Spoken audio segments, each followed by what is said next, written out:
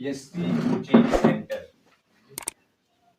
PSC coaching centre यानी Pintu sir की class में आपका वेलकम है, आपका स्वागत है। और इस वीडियो में हम लोग आज चैप्टर नंबर 7 से लेकर चैप्टर नंबर 14 तक डिस्कस करने वाले हैं कि किस चैप्टर से कितने नंबर पूछे जाएंगे। क्योंकि इसके पहले वाले वीडियो में हमने आपसे कहा था और बताया था कि चैप्टर नंबर 1 से लेकर चैप्टर नंबर 6 तक किस चैप्टर से कितने नंबर पूछे गए हैं बोर्ड एग्जाम में एनालिसिस करने के बाद।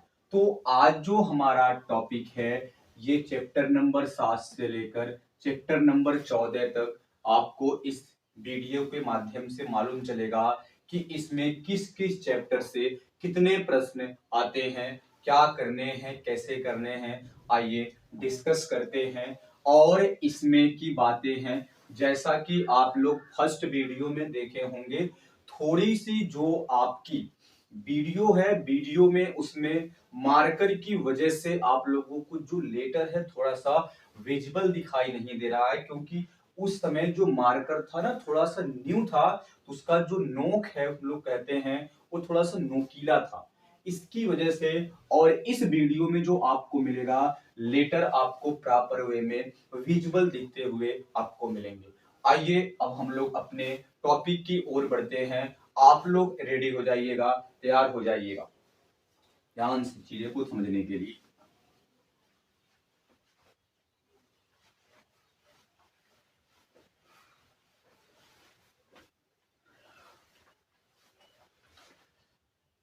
तो ये हमारा जो डेमो है इसका ये सेकेंड लेक्चर है। डेमो क्लास का हमारा ये सेकेंड लेक्चर है और इस सेकेंड लेक्चर में हम लोग चैप्टर नंबर 7 की बात करेंगे, चैप्टर नंबर 8 की बात करेंगे, चैप्टर नंबर 9 की बात करेंगे, चैप्टर नंबर 10 की बात करेंगे, चैप्टर नंबर 11 की बात करेंगे, चैप्टर नंबर 12 की बात करेंगे, चैप्टर नंबर 13 की बात करेंगे और चैप्टर नंबर 14 की बात करेंगे। तो इस चैप्टर में हमें क्या क्या समझना है, आइए हम लोग देखते हैं, डिस्कस करते हैं कि क्या क्या चीजें हैं। चैप्टर नंबर हम 7 से स्टार्ट करते हैं। इस चैप्टर का नाम है निर्देशांक ज्यामिति। इस चैप्टर का नाम है निर्देशांक ज्यामिति, निर्देशांक ज्यामिति। निर्देशांक ज्यामिति अगर हम लेसन की बात करते हैं तो इस निर्देशांक ज्यामिति में आपके जो पेपर बोर्ड एग्जाम में इससे 5 नंबर आपके बनेंगे। इस बोर्ड एग्जाम में आपके 5 नंबर बनेंगे और इस बोर्ड एग्जाम में यानी जो निर्देशांक ज्यामिति चैप्टर है इसमें क्या क्या टॉपिक, क्या क्या चीजें आप लोग को पढ़नी चाहिए कि जिसके माध्यम से आप लोग इस चैप्टर में अच्छा से अच्छा स्कोर आप कर पाए। तो इसमें हमें क्या क्या पढ़ना है आइए देखते हैं। केवल और केवल इस चैप्टर में 2 फार्मूले हैं और उन 2 फार्मूले के अलावा जो लैंग्वेज बेस्ड क्वेश्चन होते हैं यानी लैंग्वेज को समझना है वो भी किस माध्यम से, तो क्वेश्चन के माध्यम से हम लोग डील करेंगे। लेकिन इसमें जो 2 मेजर पॉइंट है, 2 मुख्य बिंदु जो हमारे हैं, इसमें केवल 2 फार्मूले हैं। पहला फार्मूले की अगर हम लोग बात करते हैं जिसे हम लोग कहते हैं, अगर हम प्रथम फार्मूले की बात करते हैं इसको हम लोग पढ़ते हैं और आपने पढ़ा होगा अपनी क्लासेस में, इसको हम लोग कहते हैं कि ये हमारा है दूरी सूत्र। दूरी सूत्र में हमें क्या पढ़ना होता है, दूरी सूत्र का जो फार्मूला होता है इसको हम लोग पढ़ते हैं अंडर रूट में x2 माइनस x1 का whole square plus y2 minus y1 का होल स्क्वायर। ये हमारा दूरी सूत्र का फॉर्मूला होता है अंडर द रूट। इसके बाद हमें जो समझना है, ये हमारा दूसरा क्लास है, तो इसमें हमें इस दूसरे क्लास में हम लोग यानी दूसरे में नंबर की अगर हम लोग बात करते हैं तो इसमें होता है एक अंतः अंतः विभाजन, अंतः विभाजन सूत्र। अगर हम लोग अंतः विभाजन सूत्र की बात करते हैं तो इसमें जो हमारा फार्मूला होता है ये हमारा होता है कि अगर मैं यहां से अंतः विभाजन कोई भी एक रेखाखंड होगा, अगर इस रेखा मान लीजिए मैंने एक रेखाखंड खींचा, इसका ए और अगर इसका बी नाम है और इसके बीच में कहीं एक बिंदु पी है, तो अगर हमें इस बिंदु पी का निर्देशांक ज्ञात करना है तो ये ए और बी के बिंदुओं के बीच में पी है, मतलब इनके अंदर है, अंतर का मतलब यानी अंदर की बात हो रही है, तो इसका निर्देशांक निकालने के लिए हम लोग लिखते हैं m1 x2 plus m2 x1 बटे m1 प्लस m2। सॉरी, उसके बाद यहाँ पे ये जो हमारा पॉइंट होगा इसको लिखते हैं हम लोग x निर्देशांक से, और दूसरा जो हमारा होता है ये होता है m1 y2 plus m2 y1 बटे m1 प्लस m2। ये दो फार्मूले की हम लोग बात करते हैं। इन दो फार्मूले में हम लोग अगर देखेंगे तो ये चीजें जो हैं हमें इन तो निर्देशांक ज्यामिति चैप्टर में इसमें हमें केवल दो फार्मूलों का यूज करना है। पहला फार्मूला है दूरी सूत्र, जिसको हम लोग अंडर रूट में कहते हैं x2 माइनस x1 का whole square plus y2 minus y1 का होल स्क्वायर। ये x1 y1 x2 y2 क्या है, और m1 x2 m2 x1 बटे m1 प्लस m2 क्या है, और y1 y2 plus m2 y1 बटे m1 प्लस m2 क्या है। तो इसके बारे में जरा सा मैं आपको बता देता हूं कि ये क्या है। जैसे कि आपने बचपन में पढ़ा होगा, इसको हम लोग कार्तीय तल यानी एक्सिस के बारे में हम लोग बोल सकते हैं। तो अगर ये हमारा है तो हम लोग जानते हैं कि इसको हम लोग कहते हैं कि ये जो हमारा पॉइंट है, इस पॉइंट को हम लोग कहते हैं कि ये हमारा है y अक्ष और ये हमारा है x अक्ष। जो इसमें x है, इस x निर्देशांक से वैल्यू को पुट किया जाता है, और जो ये y है इसमें y निर्देशांक से यानी y अक्ष से इस मान में हम लोग डेटा रखते हैं। तो इस पे जो प्रश्न बनता है, आपको ऐसे एक रेखाखंड दिया जाएगा और इस रेखाखंड में अगर मैं a b और इसमें कोई p बिंदु होता है तो इस P बिंदु का निर्देशांक ज्ञात करने के लिए हम लोग इस फार्मूले यानी अंतः विभाजन सूत्र का प्रयोग करते हैं। तो ये रहा आपका चैप्टर नंबर 7 में इन दो फार्मूलों का प्रयोग होगा। पहला दूरी सूत्र, दूसरा आपका अंतः विभाजन सूत्र, और बाकी जो डेटा है ये क्वेश्चन के माध्यम से हम लोग देखेंगे। और अगर आपने इन दोनों फार्मूले पर अपना कमान यानी अपनी जो डेटा है, अपने ज्ञान को अगर इस्टेब्लिश कर लिया, आपने इसको याद कर लिया, तो जब मैं सवाल लगाऊंगा आपसे तो आप तुरंत कहोगे कि ये सर आपने तो पढ़ाया हुआ है। तो इन चैप्टर्स में केवल इन दो फार्मूले का हमें प्रयोग करना है। अब जो अगला हमारा चैप्टर है जिसे हम लोग कहते हैं त्रिकोणमिति, जिसे हम लोग कहते हैं त्रिकोणमिति का परिचय भी बोल सकते हो, त्रिकोणमिति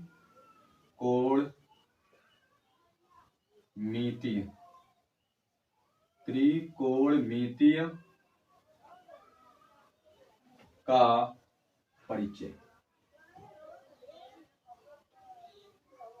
त्रिकोणमिति का अगर हम परिचय की बात करते हैं तो इसमें हमें क्या क्या पढ़ना है सर, आइए अब हम इसके बारे में बात करते हैं।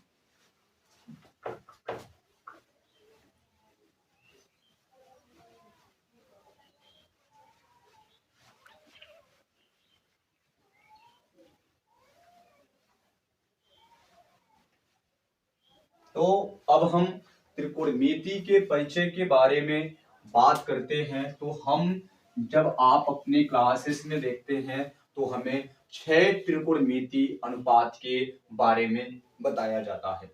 यानी 6 त्रिकोणमितीय अनुपात हमें पढ़ना है।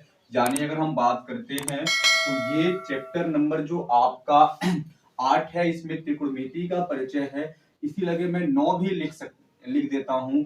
इसको हम लोग कहते हैं ऊंचाई और दूरी। इसको हम लोग हाइट एंड डिस्टेंस के नाम से भी जानते हैं, ऊंचाई और दूरी। अब इन दो चैप्टर को कंबाइन करके, मतलब इनको जोड़कर, इसमें आपके 10 नंबर पूछे जाते हैं।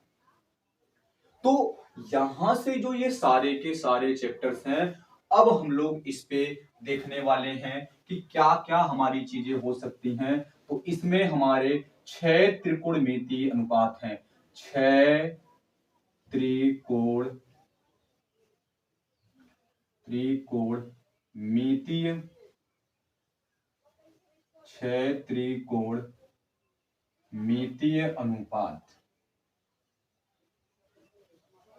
अनुपात इसमें क्या क्या हो सकते हैं सर? तो इसमें होगा नंबर 1 पर आप लिख सकते हो साइन, दूसरा होगा आपका कॉस, तीसरा आपका आप लिख सकते हो टेन, उसके बाद आपका होगा कॉट, कॉट के बाद हम लोग लिखते हैं सेक, और सेक के बाद हम लोग लिखते हैं कोसेक। ये आपका 6 त्रिकोणमितीय अनुपात है। अब इन 6 त्रिकोणमितीय अनुपात का यूज कैसे होता है, हमें ये समझना पड़ेगा। यानी जब भी हम त्रिकोणमितीय का परिचय या ऊंचाई और दूरी जब हम चैप्टर पढ़ते हैं, तो इन दोनों चैप्टरों में हम केवल और केवल एक त्रिभुज का यूज करते हैं, जिस त्रिभुज का नाम है समकोण त्रिभुज। जिस त्रिभुज का हम लोग प्रयोग करते हैं उसका नाम है समकोण त्रिभुज। समकोण त्रिभुज।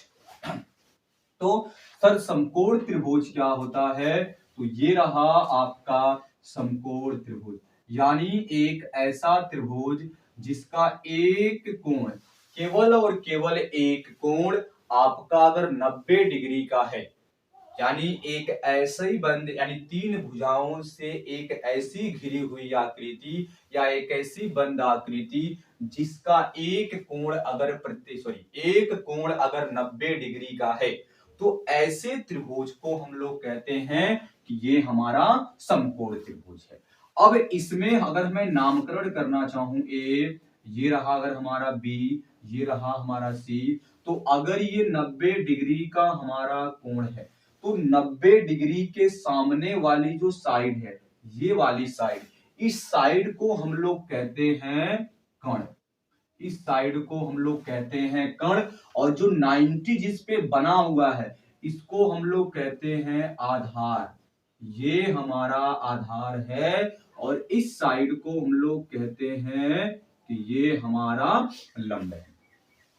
अब इस कर्ण, आधार, लंब में भी सिमिलरिटी होती है। इनमें एक संबंध होता है, एक रिश्ता होता है, एक रिलेशन होता है कि जो कर्ण का अगर हम लोग वर्ग करेंगे, तो कर्ण का वर्ग जो होगा वो लंब के वर्ग प्लस आधार के वर्ग के बराबर होगा। यानी कहने का मतलब क्या है कि इनका जो रिलेशन है, तो उसी को अगर मैं कर्ण का स्क्वायर करता हूं और लंब का स्क्वायर करूं, आधार का स्क्वायर करूं, तो कर्ण का वर्ग जो होगा वो लंब के वर्ग प्लस आधार के वर्ग के बराबर होगा। और इसी को नाम दिया गया कि हम लोग कहते हैं पाइथागोरस प्रमेय। पाइथागोरस प्रमेय का प्रयोग केवल और केवल समकोण त्रिभुज में ही किया जाता है, बाकी आप किसी अदर त्रिभुज में पाइथागोरस प्रमेय का प्रयोग नहीं करते हैं। तो जब हम लोग कर्ण का वर्ग बराबर आधार का वर्ग प्लस लंब का वर्ग की अगर हम लोग बात करते हैं, तो इसका नाम दिया गया आपको पाइथागोरस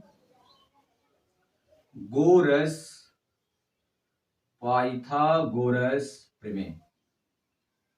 पाइथागोरस प्रमेय जो कहता है, ये हमारा कहता है सर कि हमारा जो कर्ण का वर्ग होगा ये बराबर होगा लंब के वर्ग प्लस आधार के वर्ग के बराबर होगा। ये पाइथागोरस आपका प्रमेय कहता है। तो ये तो हमारा समकोण त्रिभुज से रेशियो हुआ, लेकिन जो हमारा साइन, कॉस, टेन, कॉट, सेक और कोसेक है, इसमें भी रिश्ता होता है कि साइन का रिश्ता कर्ण बटे लंब से होता है।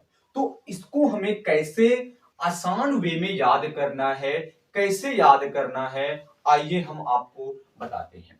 जैसा कि मैं आपसे कह सकता हूं कि इसके लिए मैं क्या करूंगा, यहां पे लिखूंगा, यहां पे मैं थोड़ा सा और स्पेस ले लेता हूं, यहां पे मैं लिखूंगा साइन, साइन मैं एंगल थीटा ले लेता हूं, साइन थीटा, कॉस थीटा और टेन थीटा। अब मैं साइन का जो मैंने कहा था साइन, और उसके बाद अगर मैं बात करता हूं यहां से, तो साइन के बाद अगर मैं लिखता हूं तो साइन कोसेक, कोसेक के बाद अगर मैं लिखता हूं तो ये हमारा होगा सेक थीटा और ये हमारा होगा कॉट थीटा।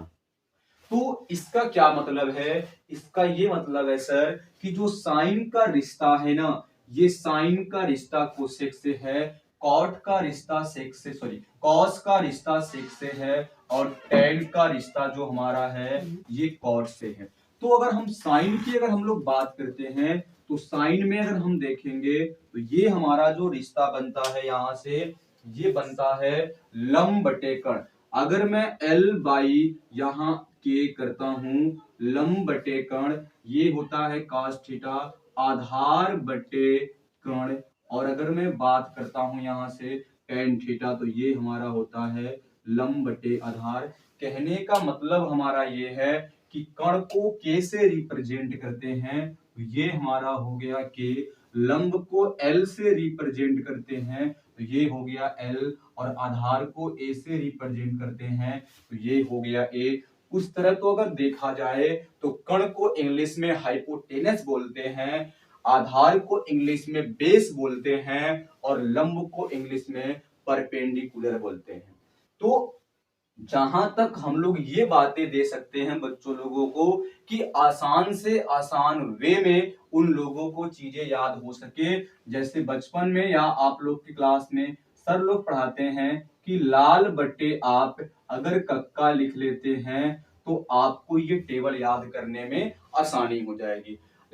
एल का मतलब है लंब, के का मतलब है आपका कर्ण, ए का मतलब है आधार, के का मतलब है कर्ण, एल का मतलब है लंब, और ए का मतलब है आपका आधार।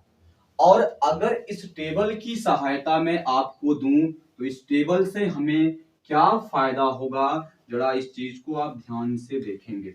वैसे तो कहा जाता है कि अगर साइन जो आपका है, साइन का रिश्ता डायरेक्ट आपका कोसेक से होता है, और कास का रिश्ता सेक से होता है, टेन का रिश्ता कॉट से होता है। लेकिन अगर आप इसको देखोगे, यहां से चीजों को समझने की अगर आप कोशिश करते हैं, तो ये जो चीजें आपकी हैं थोड़ा सा इस पे ध्यान देंगे। अगर मैंने कहा कि इस टेबल से आपको चीजें अगर याद करनी है, तो जरा सा मैं एक मिनट के लिए मैं इसको इरेज कर देता हूं कि थोड़ा सा आपको समझने में और आसानी होगी, उसके बाद मैं इसको रिलेट कर दूंगा। तो यहां से चीजें जो आप समझेंगे, क्या समझेंगे, तो देखिए अगर मैंने कहा कि मुझे अगर साइन थीटा का मान निकालना है तो हम ऊपर से नीचे की ओर आएंगे। अगर हमें साइन थीटा का मान निकालना है तो हम ऊपर से नीचे की ओर आएंगे, और अगर हमें कोसेक थीटा का मान निकालना है तो हम कहां से जाएंगे, नीचे से ऊपर की ओर जाएंगे। सेम वही कॉन्सेप्ट आगे भी लगेगा कि अगर हमें cos थीटा का मान निकालना है तो हम क्या करेंगे, हम ये करेंगे सर कि हम ऊपर से कहां आएंगे, नीचे की तरफ, और अगर हमें sec थीटा का मान निकालना है तो सर हम नीचे से कहां जाएंगे, ऊपर की तरफ जाएंगे। और अगर हमें tan थीटा निकालना है तो tan थीटा के लिए हमें ऊपर से कहां आना है, नीचे की तरफ, और अगर हमें cot थीटा चाहिए तो हमें नीचे से कहां जाना है, ऊपर की तरफ। अब मैं आपको, ये तो मैंने एरो के माध्यम से आपको समझाया, अब मैं आपको यहां बताता हूं कि मैं यहां कहना क्या चाहता हूं। जैसे मैंने कहा कि अगर आपको साइन थीटा का मान निकालना है तो साइन थीटा का मतलब होता है एल का मतलब लंब, के का मतलब कण, यानी साइन थीटा बराबर, तो ऊपर से नीचे आइए तो पहले क्या पड़ेगा एल, तो ये बन गया एल बटे, उसके बाद क्या है के, तो ये बन गया के। तो साइन थीटा का बराबर होता है आपका एल बाई के। एल किसको रिप्रेजेंट करेगा, लंब को, के किसको बताएगा, कण को, या इसको दूसरे शब्दों में आप लिख सकते हो कि सर जो हमारा साइन थीटा होगा ये हमारा लंब बटे ये हमारा कण होगा। मैं आपको ये समझाने की कोशिश